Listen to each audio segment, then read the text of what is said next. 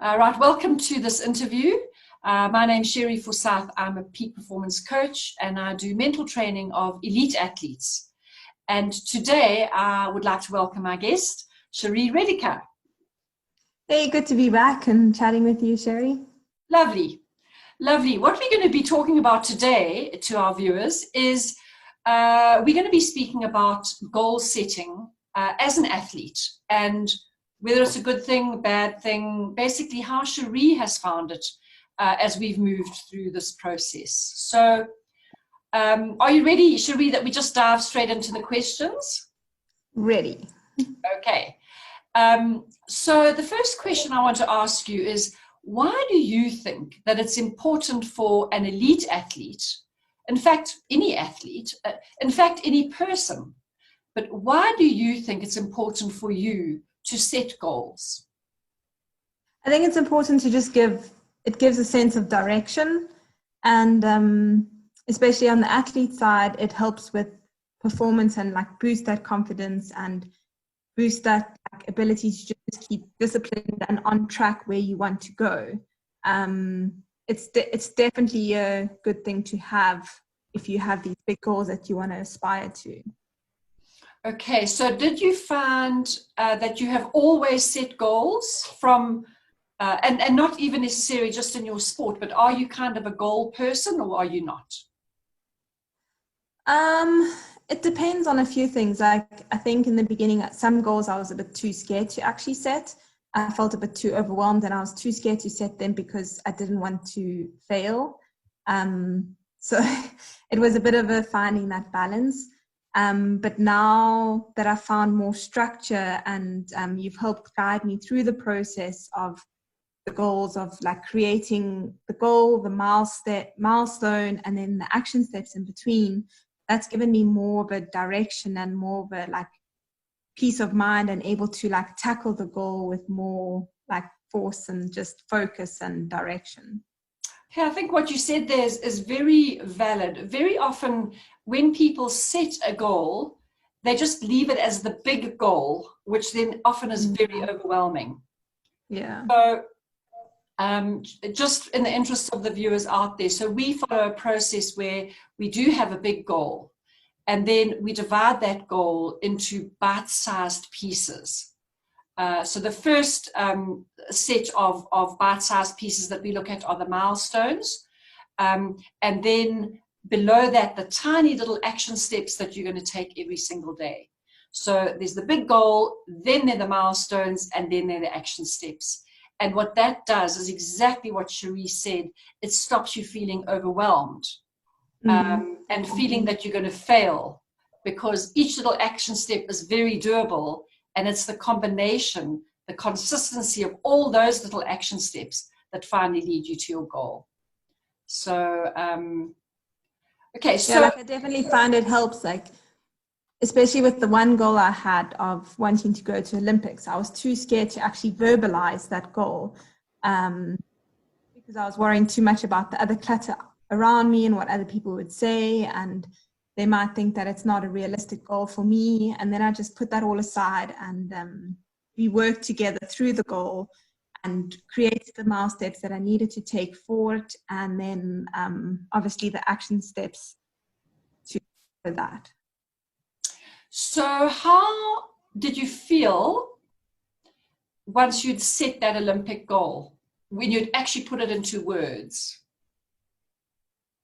Yeah, I actually felt pretty excited and motivated, especially like writing it down and creating a little mood board for myself to keep me focused, because I think that's what really helped me is that even though sometimes I find it hard to put things into words, I found that putting this specific goal into words and having a little mood board that I can see every day, the milestones and with the action steps I need to take, it just gave that bit of sense of clarity and like motivation. So when I was feeling down or when I wasn't sure like if I was doing the right thing, I kind of went back to it and be like, well, I need to be on track. Okay, this is where I'm at. I need to reevaluate. Okay, step back. And yeah, it's kind of having those milestones in between and little action steps, I think helped me for when the Olympics was postponed. Mm. That was a bit of like, ooh, like here's this big goal that I had focused, and now I've had to like reevaluate it and change it. So that kind of just, I think, gave me a peace of mind, because I was like, okay, well, I've still got the big goal there, but I just need to change the milestones again and reevaluate, like do the action steps. And it just became like, I just had a peace of mind about it. And having that written it down, it just gave me that direction. Yeah, and I really must say that when we heard the news that the Olympics were going to be postponed, I mean, I think it's set many athletes into huge panic mode. But Cherie was very calm, and because the goals stayed the same, the difference was that the date changed. And therefore, all the things that we had been working towards, they were still relevant. They were still things that we were doing. In fact, it's maybe given us a little bit more time. So I think it does give a huge sense of calm because there's clarity. Yeah, definitely. The next question is kind of counterintuitive to that. Can setting goals put immense pressure on you? Or has setting a goal put a lot of pressure on you? For me personally, it can put a lot of pressure on you. It can be also negative. If you focus so much on the goal and let it define you and just feel like you have to reach this goal and like nothing can get in the way, then it's kind of really negative, because life still happens. So you do need to be a bit of flexibility within it.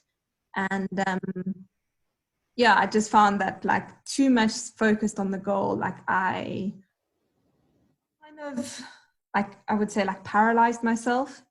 So it was just like learning through these processes, just taking it step by step, really helped me gain the focus. And another big thing that's really helped an example is with a race. Like what you've helped me learn is that I have the goal for the race. I know what I need to do, but then I have those action steps in between. And when I'm in the moment in the race, I don't even think about the goal anymore. I focus on each moment, each step I need to take. Because as soon as I focus too much on the goal, then I stress too much, especially like if I get a puncture or something goes wrong and like I can't control it. So yeah. So it sounds to me like what you're saying there is for each race, then you don't focus on the result of the race. You've got a big picture of the Olympic goal. You don't focus on necessarily, I need to finish on the podium or in the top 10 or 20 or whatever. We know that. We know it in our mind. But if we think it during the race, it can put immense pressure on us. So what we do is during the race, we don't think of the outcome. We don't think of the result because we know what we want, but it's not going to be a thing that's going to add to the pressure, because racing in itself is already pressure filled with lots of anxieties. So what we do is we take away the pressure that's put on you because of the outcome that you want, and put yourself into the moment, and you ride for the joy and the fun, and obviously to do the very best that you can. But I think it's very important how you've overcome that, the pressure that one used to feel at the start of every single race. And some athletes might feel the pressure at the start of every single practice. So that is a very useful tool for you. Yeah, and what like the biggest thing as well is like focusing on the process and not the result. To just basically sum it up, that's really, really helped me, because it's like you can have one race and then you're so set on it, but then there's still the next race and still the process. And it's not just racing as well, it's also setting goals for within training and finding those goals that will help you and inspire you. And then it's also looking at the inward goals and outward goals. Main focus, I think, definitely is the inward goals and how it will motivate you. Absolutely right. Cherie, how often do you think you should evaluate your goals? Once you've set them, how often do you think you should go back and think, is this right for me? I think it all depends on the goal itself. You can have your yearly goal that you just reevaluate once a month just to see if you're on track or not on track.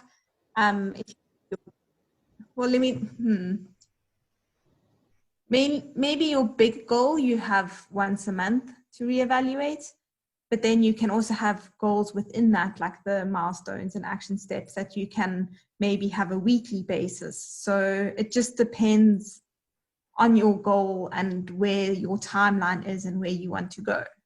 So just to reflect back, I think what I hear you saying is the bigger goals, you reevaluate them at a larger time interval.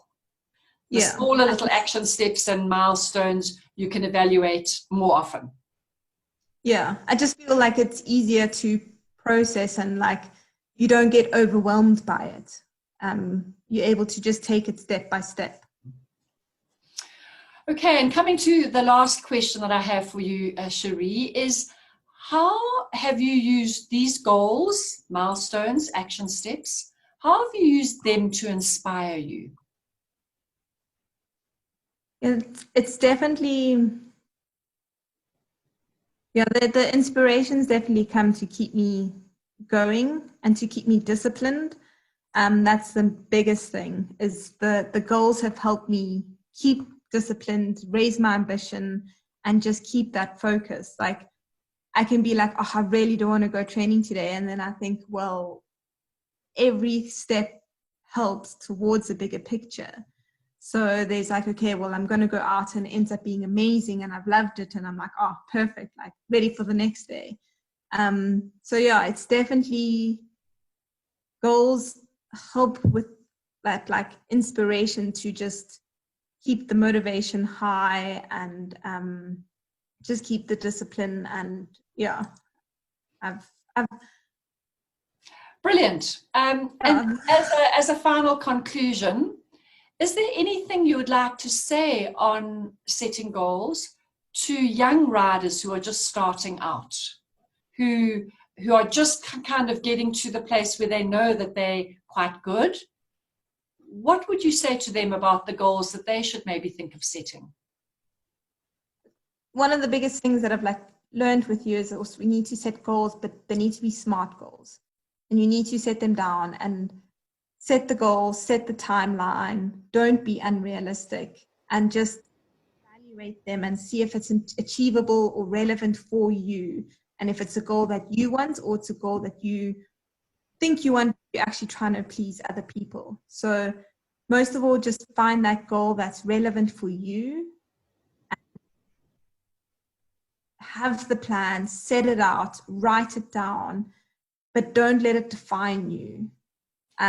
Still have it there to something to reach towards to help boost your performance, but still know that if you don't make it where you want to go, you're not a failure. You're still great in stepping in the process, and every day is a process. So just keep going out there, never give up, and just enjoy what you're doing. Brilliant. And Cherie, if some people who are listening to this video would like to make contact with you, how's the best way for them to do that? The best way, I think, is via social media platforms. There's Facebook, Instagram, Twitter. And then, yeah, if they want to, they can communicate with me and then go from there on the messaging. Okay, absolutely brilliant. Thanks, Cherie, very much for your time. And we'll be doing a few more videos regarding the mental training of Cherie. So watch out for them. I look forward to chatting with you more, Cherie, and sharing my experiences with everyone and how you've just helped me just to become a better athlete, and just general in life, and applying all these things that I learned for racing, how I can also apply them to life. Lovely. Thanks, Cherie. Thank you. Ciao. Bye.